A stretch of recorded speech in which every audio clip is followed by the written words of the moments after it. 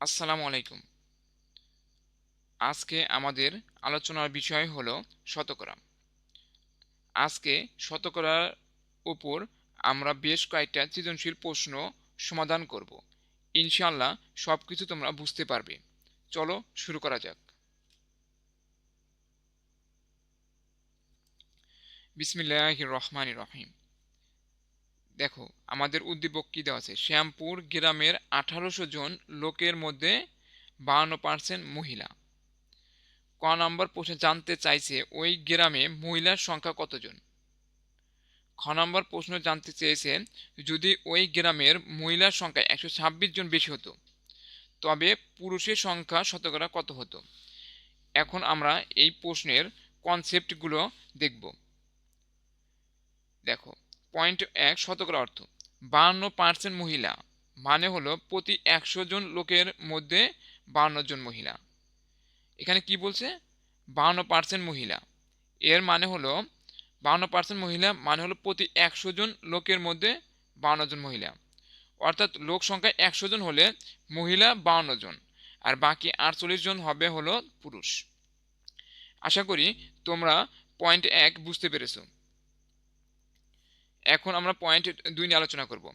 মোট লোক সংখ্যা 1800 জন, তাই 100 জন 52 জন, 100 জনে 52 জন হলে 1800 জনে কতজন মহিলা আছে তা গুণ ভাগ করে বের করতে হবে আমাদের। এটা কি ক নম্বর প্রশ্ন, এভাবে করতে হবে। হ্যাঁ, ক নম্বর প্রশ্নের 25টা এই 2 নম্বর পয়েন্টে দেওয়া আছে।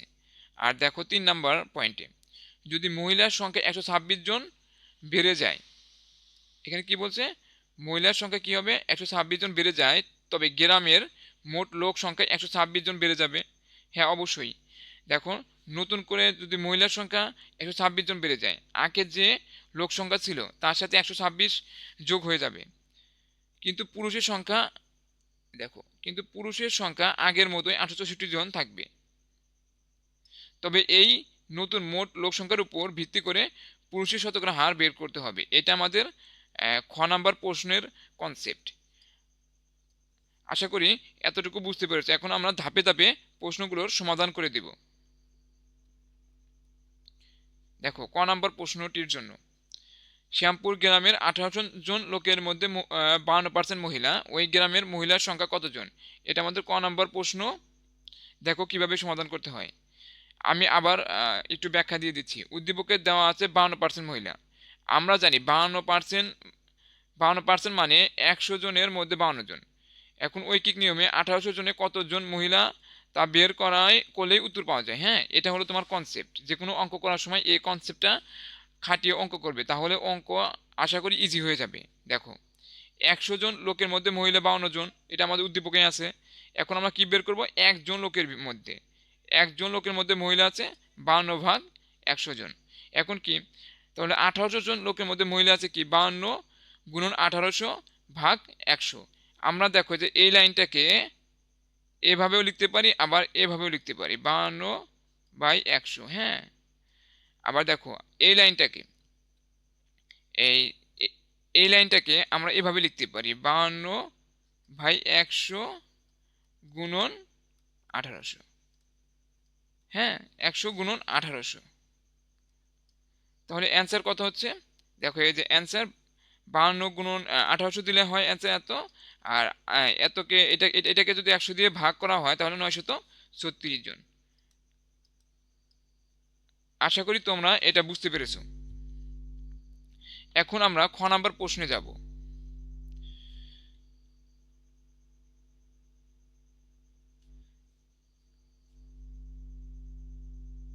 দেখো, যদি ওই গ্রামের মহিলার সংখ্যা 126 জন, মহিলার সংখ্যা 126 জন বেশি হতো তবে পুরুষের সংখ্যা শতকরা কত হতো। আগে যে মহিলা ছিল ওইটার সাথে আরও 126 জন মহিলা যোগ হবে, মোট লোক সংখ্যা কিন্তু বৃদ্ধি পেয়ে যাবে। যেহেতু নতুন মহিলা এসেছে কিন্তু পুরুষের সংখ্যা কিন্তু বৃদ্ধি পায়নি, যেহেতু পুরুষের সংখ্যা বৃদ্ধি পায়নি শুধু মহিলার সংখ্যা বৃদ্ধি পেয়েছে, তাই এখানে শতকরা হারে মহিলাদের সংখ্যা বেড়ে যাবে এবং শতকরা হারে পুরুষের সংখ্যা কমে যাবে। দেখো, প্রথমে মোট লোক সংখ্যা থেকে মহিলার সংখ্যা বাদ দিয়ে পুরুষের সংখ্যা বের করতে হবে। এরপর মহিলার সংখ্যা 126 জন বাড়িয়ে নতুন মোট জনসংখ্যা বের করতে হবে। সর্বশেষ ওই নতুন মোট জনসংখ্যার মধ্যে পুরুষ কত শতাংশ তা ঐকিক নিয়মে বের করতে হবে। এটা হলো তোমার সমাধানের কৌশল। দেখো কিভাবে কি করেছি। পুরুষের সংখ্যা বের করি। আচ্ছা, গ্রামে মোট লোক সংখ্যা 1800 জন, মহিলা ক হতে পায়, ক হতে আমরা পেয়েছিলাম না মহিলা 936 জন। তাহলে পুরুষের সংখ্যা কত হবে? 1800 মাইনাস 936, 864 জন হলো পুরুষের সংখ্যা। এখন নতুন মহিলা আসছে না, দেখো নতুন মোট লোক সংখ্যা বের করি। মহিলা 100, নতুন দেখো নতুন যে 126 জন আসলো ওইটা, মহিলা 126 জন বালে গ্রামে নতুন মোট লোক সংখ্যা হবে কত? 1926 জন। এখানে লক্ষ্য করো পুরুষের সংখ্যা কিন্তু 864 জনই আছে, শুধু মহিলার সংখ্যা বেড়েছে, এটা কিন্তু আমি আগেই বলেছি। দেখো 1926 জন মোট লোকের মধ্যে পুরুষ আছে কতজন? 864 জন। এখন একজন মোট লোকের মধ্যে পুরুষ আছে, এটাকে ভাগ করলাম, তারপর কি 100 জন লোকের মধ্যে পুরুষ আছে এতজন। এখানে কি বলছে দেখো তো, যদি ওই গ্রামের মহিলার সংখ্যা 126 জন বেশি হতো তবে পুরুষের সংখ্যা শতকরা কত হতো? পুরুষের সংখ্যা শতকরা বলতে বোঝায় 100 জন লোকের ভিতরে পুরুষ কতজন আছে। দেখো পুরুষের শতকরা, দেখো এখানে বলছে পুরুষের সংখ্যা শতকরা কত হতো। পুরুষের সংখ্যা শতকরা মানে বোঝায় তোমার 100 জন লোকের ভিতরে পুরুষ আছে কতজন, এটাই। দেখো আমরা কি বের করেছি এখন? 100 জন লোকের ভিতরে 100 জন মোট লোকের মধ্যে পুরুষ আছে, দেখো এটা বের করেছি। আশা করি তোমরা খ নাম্বারটাও বুঝতে পেরেছো। এখন আমরা নতুন আরেকটা প্রশ্ন নিয়ে আলোচনা করব। দেখো 2018 সালের প্রাথমিক শিক্ষা সমাপনী পরীক্ষায় রসুলপুর সরকারি প্রাথমিক বিদ্যালয় থেকে 60 জন শিক্ষার্থীর মধ্যে 20 জন জিপিএ 5 পেয়েছে।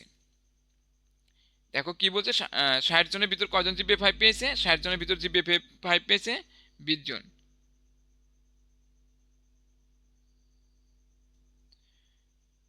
60 জনের ভিতর জিপিএ 5 পেয়েছে কয়জন? 20 জন। দেখো ওই বিদ্যালয়ে শতকরা কতজন শিক্ষার্থী জিপিএ 5 পেয়েছে?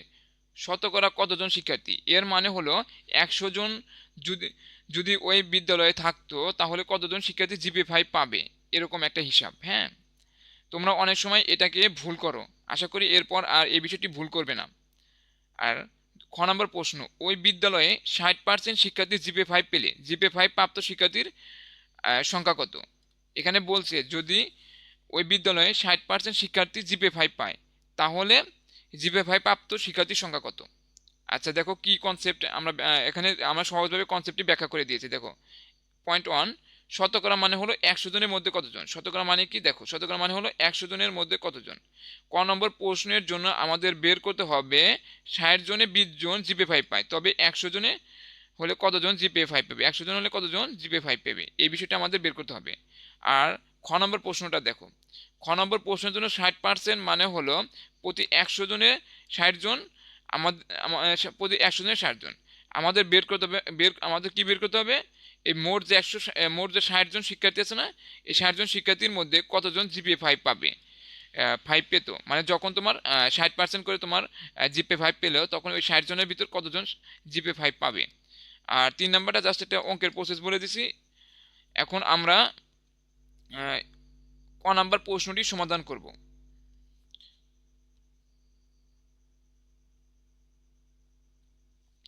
দেখো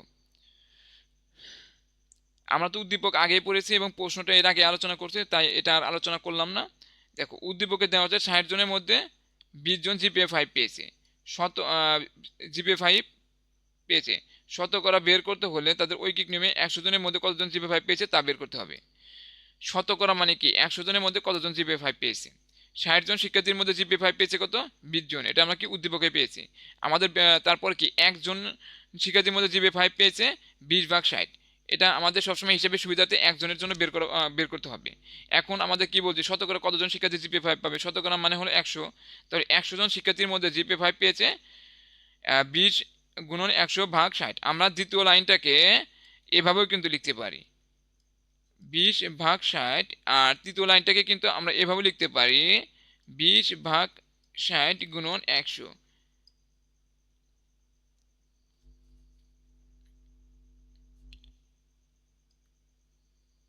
আমরা তৃতীয় লাইনটা কিন্তু এভাবে লিখতে পারি, আর দ্বিতীয় লাইনটা এটাকে এইভাবে লিখতে পারি। আর এখানে যে হিসাবটা দেওয়া আছে এটাকে আমরা কিভাবে লিখতে পারি, এইভাবে লিখতে পারি। আমার কম্পিউটারে কাজ করার সুবিধার্থে আমি এইভাবে লিখেছি। হ্যাঁ, আশা করি তোমরা বিষয়টি বুঝতে পেরেছো। এখন আমরা খ নাম্বার প্রশ্নটি নিয়ে আলোচনা করব। দেখো, ওই বিদ্যালয়ে 60% শিক্ষার্থী জিপিএ 5 পেলে জিপিএ 5 প্রাপ্ত শিক্ষার্থীর সংখ্যা কত হবে? কি বলছে? ওই বিদ্যালয়ে 60% শিক্ষার্থী জিপিএ 5 পেলে জিপিএ 5 প্রাপ্ত শিক্ষার্থীর সংখ্যা কত হবে? এখানে 60% শিক্ষার্থী মানে কি, ওই বিদ্যালয়ে 100 জন যদি শিক্ষার্থী থাকতো, ওর বিদ্যালয়ে জিপিএ 5 পেতে কতজন? 60 জন। কিন্তু এখানে তো 100 জন নাই, এখানে আসছে কতজন? এখানে আসছে হলো তোমার 60 জন। তাহলে আমাদের কি করতে হবে? 60 জনে কতজন জিপিএ 5 পায় এটাই বের করতে হবে। 100 জনে যদি 60 জন পায় তাহলে একজনই কত পাবে? একজনে পাবে হলো 60/100। তাহলে 60 জনে কত পাবে? 60 জনে পাবে হলো তোমার 60/100 ইন্টু ইন্টু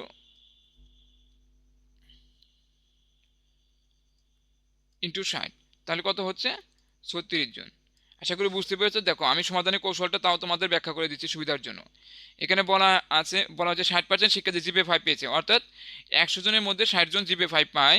আমাদের বের করতে হবে স্কুলে মোট 60 জন শিক্ষার্থীর মধ্যে কতজন জিপিএ 5 পায়। 100 জনের মধ্যে জিপিএ 5 পায় কতজন? 60 জন। একজনের শিক্ষার্থীর মধ্যে জিপিএ 5 পায় 60/100, অর্থাৎ 60 জন শিক্ষার্থীর মধ্যে জিপিএ 5 পায় এত। আশা করি তোমরা এটা বুঝতে পেরেছো। এখন আমরা আরেকটা প্রশ্ন নিয়ে আলোচনা করব।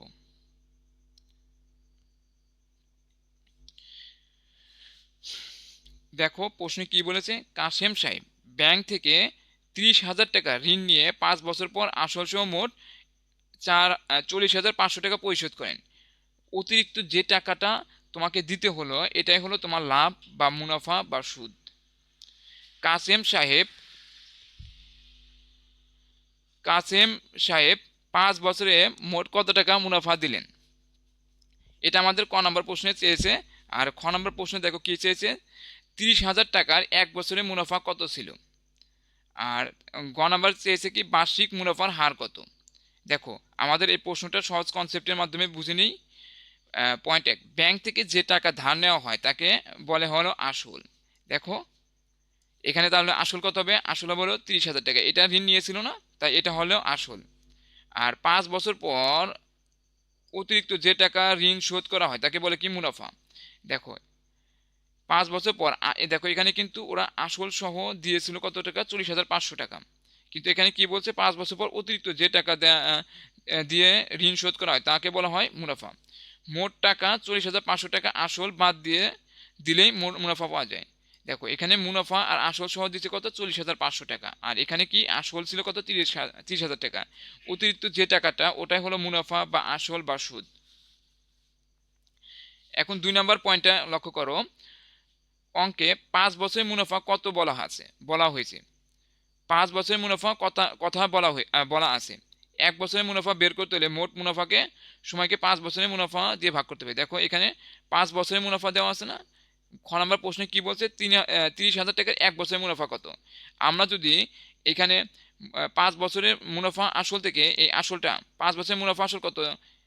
40,500 টাকা না? এখান থেকে যদি 30,000 টাকা বাদ দিই তাহলে কি পাচ্ছি? আমরা 5 বছরের মুনাফা পাচ্ছি। এটা কি এখান থেকে কি পাবো? আমরা পাবো হলো 5 বছরের মুনাফা। হ্যাঁ, এখন আমাদের চেয়েছে কি? খ নাম্বার চেয়েছে হলো 1 বছরের মুনাফা। চেয়েছে কি? 1 বছরের মুনাফা। 5 বছরের মুনাফা যত হবে, তাহলে 1 বছরের মুনাফা হবে কি? ওই 5 বছরের মুনাফাকে 5 দ্বারা ভাগ করে যেটা পাবো ওটাই হলো কি? তোমার 1 বছরের মুনাফা। এখন আমরা পয়েন্ট 3, বার্ষিক মুনাফার হার মানে হলো 100 টাকার 1 বছরের মুনাফা কত? এই লাইনটা তোমরা ভালোভাবে খেয়াল করবে। বার্ষিক মুনাফার হার মানে হলো 100 টাকার 1 বছরের মুনাফা কত? 100 টাকার 1 বছরের মুনাফা কত? দেখো, আমরা অলরেডি বের করেছি কি? 30,000 টাকার 1 বছরের মুনাফা। দেখো, খ নাম্বারে বের করেছিলাম। এখান থেকে আমরা 100 টাকা 1 বছরের মুনাফাটা বের করে দেব, তাহলে আমাদের এই গ নাম্বারটা হয়ে যাবে। দেখো, প্রতিটি অঙ্ক আমি করে দিয়েছি। দেখো দেখো ক নাম্বার প্রশ্নটি কীভাবে সমাধান করেছি। কাসেম সাহেব 5 বছরে মোট কত টাকা মুনাফা দিলেন? আসল সহ মোট টাকা বা মুনাফা আসল থেকে আসলের টাকা বিয়োগ করলেই 5 বছরের মুনাফা পাওয়া যায়। দেখো, আমি কিন্তু বলে দিয়েছি অলরেডি এখানে। দেখো, সমাধান দেওয়া আছে মুনাফা আসল কত? এই যে মুনাফা আসল 64,500 টাকা, এটাই আমরা এখানে লিখেছি। এবং আসল কত, এই যে ব্যাংক থেকে এটা ঋণ নিয়েছিল না, এটাই হলো তোমার আসল। আর কি বলছে, অতএব 5 বছরের মুনাফা, এই টাকার ভিতর থেকে এই টাকা বাদ দিলে 5 বছরের মুনাফা না। দেখো 5 বছরের মুনাফা কি হবে, এই যে মুনাফা আসল মাইনাস আসল বাদ দিলে কি হবে, 5 বছরের মুনাফা, অর্থাৎ 5 বছরের মোট মুনাফা এত টাকা। আশা করি এটা বুঝতে পেরেছো। এখন খ নাম্বার প্রশ্ন, 30,000 টাকার 1 বছরের মুনাফা কত ছিল? 30,000 টাকার 1 বছরের মুনাফা কত টাকা ছিল? আমরা ক নাম্বার থেকে কি পেয়েছি দেখো তো, ক নাম্বার থেকে আমরা কিন্তু পেয়েছি 5 বছরের মুনাফা।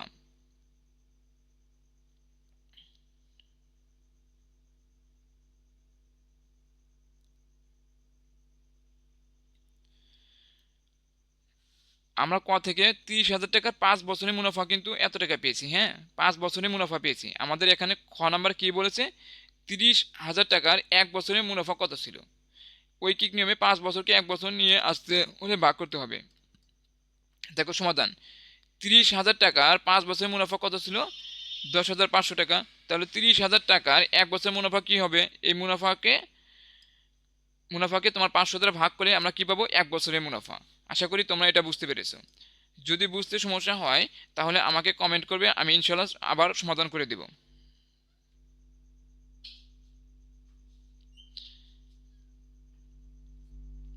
এখন আমরা গ নাম্বার প্রশ্নটি দেখব।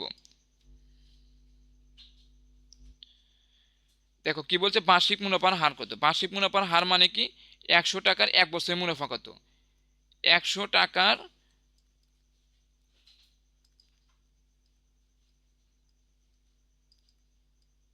1 বছরের মুনাফা, বার্ষিক মুনাফার হার মানে কি, 100 টাকার 1 বছরের মুনাফা। দেখো বার্ষিক মুনাফার হার মানে 100 টাকার 1 বছরের মুনাফা। আমরা জানি, আমরা খ থেকে জানি 30,000 টাকার 1 বছরের মুনাফা কত ছিল, 2100 টাকা। 30,000 টাকার 1 বছরের মুনাফা কত ছিল, 2100 টাকা। আমরা যদি এই 30,000 টাকার এই জায়গায় 100 টাকার 1 বছরের মুনাফা বের করতে পারি, এটাই হবে কি, বার্ষিক মুনাফার হার। এখন ঐকিক নিয়মে 100 টাকার 1 বছরের মুনাফা বের করতে হবে। দেখো এখান থেকে 30,000 টাকার 1 বছরের মুনাফা 2100 টাকা, 1 টাকার 1 বছরের মুনাফা 2100 ভাগ 2100 ভাগ 30,000 টাকা। এখন 100 টাকার 1 বছরের মুনাফা এত টাকা। দেখো দ্বিতীয় লাইন এবং তৃতীয় লাইনের বিষয়টা কিন্তু আমি আগেই তোমাদের ক্লিয়ার করে দিয়েছি। তোমরা চাইলে ওইভাবেও করতে পারো, আবার এভাবেই করতে পারো, এটা তোমাদের ইচ্ছার উপর নির্ভর করবে। তাহলে আমাদের এই প্রশ্নটি সম্পূর্ণ সমাধান করে দেওয়া হলো। এখন আমরা নতুন আরেকটি প্রশ্ন নিয়ে আলোচনা করব। দেখো, একজন বিক্রেতা একটা মোবাইল ফোন 20% লাভে 9,360 টাকায় বিক্রি করলেন। 20% লাভে 9,360 টাকায় বিক্রি করলেন। আচ্ছা দেখো, ক নাম্বার প্রশ্নটা কি বলছে, মোবাইল ফোনটির ক্রয় মূল্য কত।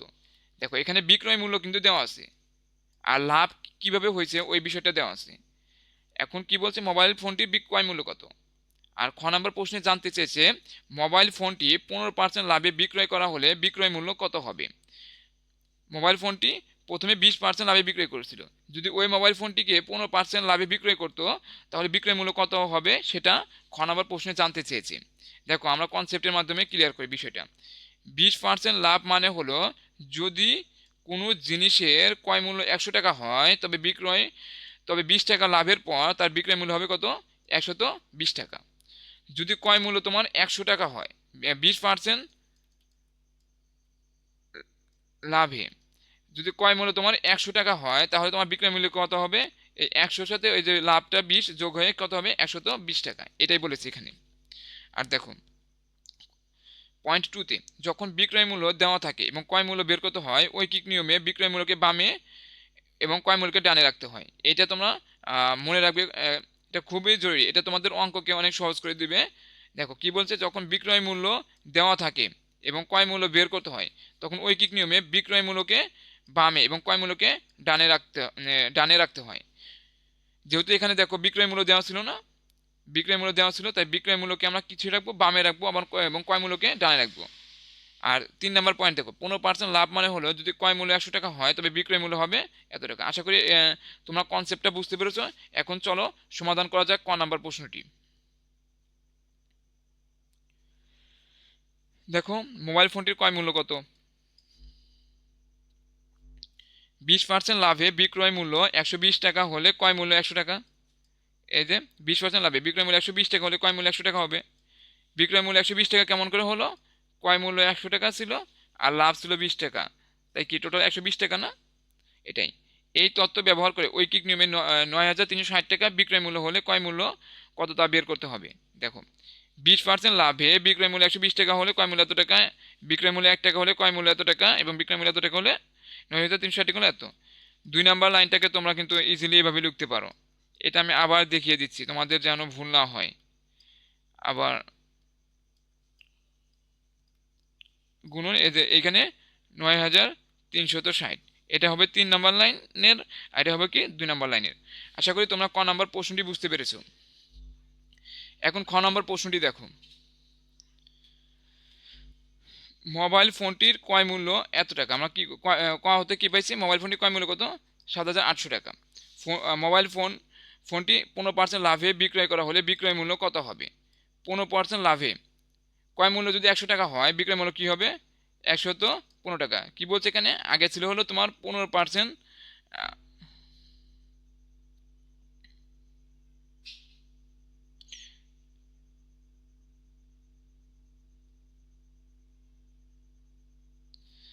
আগে তোমার 20% লাভে ছিল, এখন কি বলছে ওখানে? 15% লাভে বিক্রয় করলে বিক্রয় মূল্য কত হবে। আমাদের কিন্তু ওই 20% লাভে যে আহ, থেকে কিন্তু আমরা ক্রয় মূল্যটা বের করে ফেলেছি। এখন আমাদের কি বলবো? ক্রয় মূল্যটা এই ক নাম্বার অংশ থেকে আমরা ক্রয় মূল্যটা পেয়েছি। এখন কি বলছে? মোবাইল ফোনটি 15% লাভে বিক্রয় করা হলে বিক্রয় মূল্য কত হবে। এ দেখো 15% লাভে ক্রয় মূল্য 100 টাকা হলে বিক্রয় মূল্য হবে কত? 115 টাকা। ক থেকে জানা গেছে ক্রয় মূল্য কত। আমরা দেখো ক থেকে কি জানছি? ক্রয় মূল্য হলো 7,800 টাকা। এখন ঐকিক নিয়মে 7,800 টাকা ক্রয় মূল্য হলে বিক্রয় মূল্য কত হবে তা বের করতে হবে। দেখো এখানে বিক্রয় মূল্য কিন্তু জানতে চাচ্ছি। কি জানতে চাচ্ছি? বিক্রয় মূল্য। তাই বিক্রয় মূল্যকে কিসে রাখতে হবে? ডানে রাখতে হবে। আর ক্রয় মূল্যকে কিসে রাখতে হবে? বামে রাখতে হবে। ক্রয় মূল্য কত? দেখো তাহলে 100 কিসে থাকবে? বামে। আর 115 থাকবে কোথায়? ডানে। তারপর আমাদের কি কয় টাকা বের করতে হবে? 1 টাকার ভিতরে। তাহলে 115 ভাগ কি হবে? 100। তারপর কি হবে? এই দেখো এখানে ক্রয় মূল্য কত ছিল? 7,800 টাকা। এখানে 7,800 টাকা দিয়ে বের করতে হবে। দেখো 15% লাভে এত টাকা, এত টাকা। আশা করি এটা বুঝতে পেরেছো। এরকম অঙ্ক আমি আগেই করিয়েছি, জাস্ট প্র্যাকটিসের জন্য এখন করাচ্ছি তোমাদের। এখন দেখো আরেকটা প্রশ্ন আমরা দেখব। রাইমা ব্যাংক থেকে 7% মুনাফায় 4 বছরের জন্য 14,000 টাকা ঋণ নেন। উদ্দীপক কি বলেছে? রাইমা ব্যাংক থেকে 7% মুনাফায়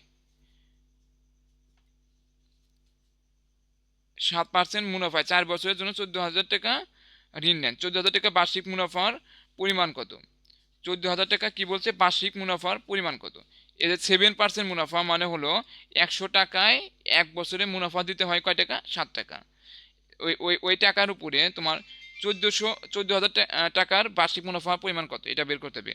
দেখো 7% মানে হলো কি? 100 টাকায় তোমার মুনাফা দিতে হয় কয় টাকা? 7 টাকা। তাহলে তোমার 1 টাকা,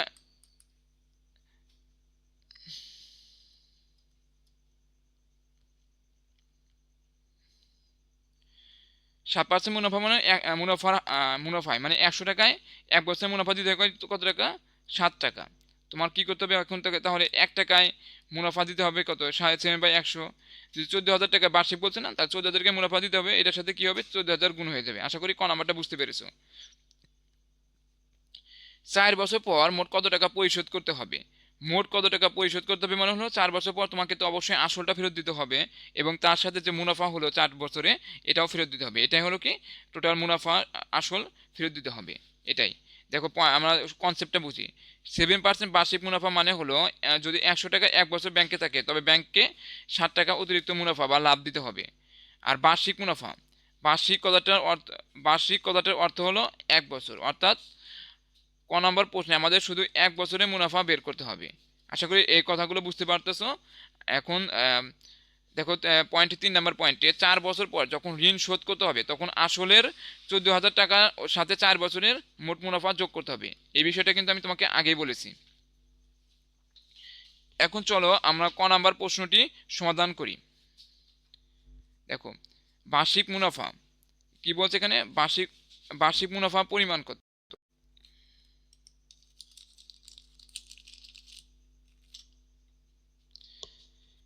কি বলছে এখানে?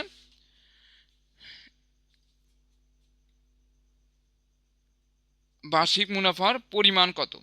দেখো বার্ষিক মুনাফা মানে কি, দেখো এই যে বার্ষিক মুনাফা মানে এক বছরের মুনাফা। উদ্দীপকে দেওয়া আছে 100 টাকার এক বছরের মুনাফা 7 টাকা।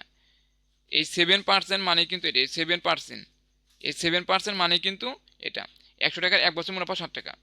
তাহলে ঐকিক নিয়মে আমাদের কি বের করতে হবে? 14,000 টাকার এক বছরের মুনাফা কত। দেখো আমাদের কি বের করতে হবে? মুনাফা কত তা বের করতে হবে। তাই মুনাফা আমাদের কিসে থাকবে? ডানে থাকবে।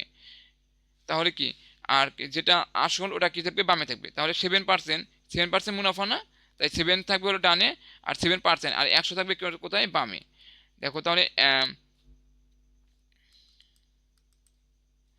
তাহলে 1 টাকা মুনাফা হবে 7/100, তাহলে 14,000 টাকা মুনাফা হবে এত। দেখো এটাই বলছি, 100 টাকার এক বছরের মুনাফা এত টাকা, 1 টাকার এক বছরের মুনাফা এই টাকা, তো 14,000 টাকা মুনাফা এত টাকা। আশা করি এটা তোমরা বুঝতে পেরেছো। এখন আমরা খ নাম্বার প্রশ্নটি সমাধান করব।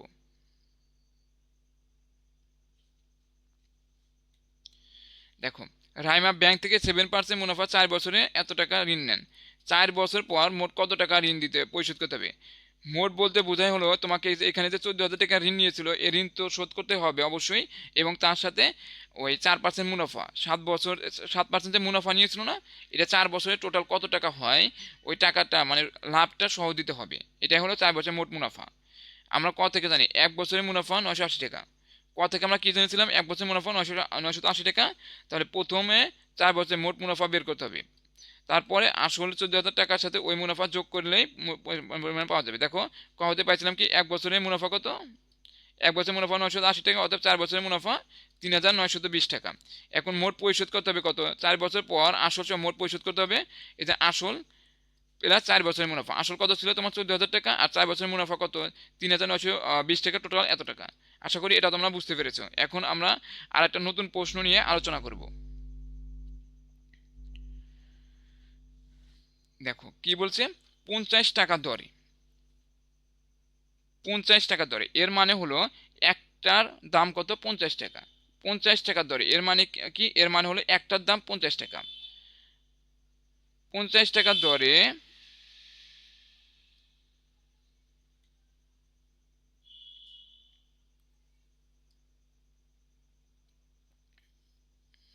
50 টাকা দরে 25টি খাতা কিনে 8% লাভে বিক্রয় করা হলো। এর মানে কি? যদি 8% লাভে বিক্রয় করা হলো, এর মানে কি? যদি খাতা যদি 100 টাকায় কেনা হয়, তাহলে বিক্রি করা হয়েছে কয় টাকা? 108 টাকা। লাভ হয়েছে কয় টাকা? 8 টাকা। এর মানে কি 8% লাভে বিক্রয় করা হলে, এর মানে কি 100 টাকায় যদি কেনা হয় তাহলে বিক্রি করা হয়েছে কয় টাকা? 108 টাকা। লাভ হয়েছে কয় টাকা? লাভ হয়েছে 8 টাকা। এখানে কি জানতে চাইছে? 25টি খাতার বিক্রয় মূল্য কত? 25টি খাতার বিক্রয় মূল্য কত? দেখো 25টি খাতার বিক্রয় মূল্য কত আমরা কিন্তু জানি। 25 টাকা 50 টাকা দরে একটি খাতা কেনা হয়েছে, তাহলে কি 25টি খাতার বিক্রয় মূল্য কত হবে? 25 গুণন 50, এটাই কি হবে? 25টি খাতার বিক্রয় মূল্য। এখন খ নাম্বার, যদি 8% ক্ষতিতে বিক্রয় করা হতো, এবার কি বলছে? 8% ক্ষতিতে বিক্রয় করা হতো, তাহলে 25টি খাতার বিক্রয় মূল্য কত? ক্ষতি 8% ক্ষতিতে মানে হলো তোমাদের খাতাগুলো 100 টাকায়, কোনো খাতা ধরো যে 100 টাকায় যদি কোনো জিনিস কিনতো, ওটাকে কি 92 টাকা বিক্রি করতো। এটাই কি? এটা হলো 8% ক্ষতিতে। ক্রয় মূল্য 100 টাকায় থাকবে, বিক্রয় মূল্য কি হবে? কমে যাবে যখন ক্ষতি হবে। আর যখন লাভ হবে, ক্রয় মূল্য 100 টাকায় থাকবে, বিক্রয় মূল্য কি হবে? বেড়ে যাবে যখন লাভের ক্ষেত্রে। এখন দেখো আমরা কনসেপ্টটা একটু দেখি।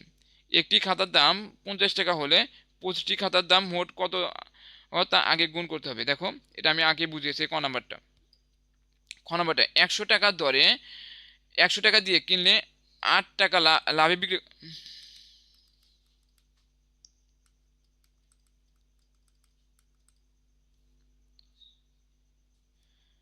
100 টাকা দিয়ে কিনলে 8 টাকা লাভে বিক্রি করতে হয়। দেখো 108 টাকা এটা আগে বলেছি, 8% ক্ষতিতে এই বিষয়টি আমি বলেছি, তোমরা একটু পড়ে নিও। হ্যাঁ, এখন আমরা ক নাম্বার